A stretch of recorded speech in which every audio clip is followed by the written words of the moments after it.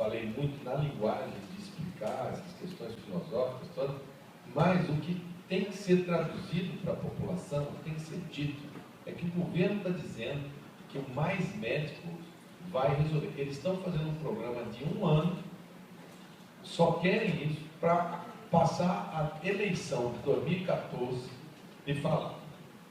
Dilma trouxe mais médico. O assunto deles todo é esse. E na saúde, o que vocês fizeram? Nada. Mas nós estamos trazendo mais médicos. De Cuba, do Paraguai, da Argentina, e fazer a filmagem, o cara descendo.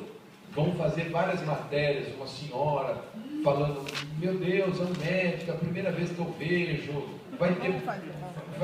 Já estou devendo, vai chorar, vai falar, quero agradecer, porque o médico está me examinando, vai ter. Isso tudo vai acontecer. Nós não vamos conseguir competir com o governo na propaganda.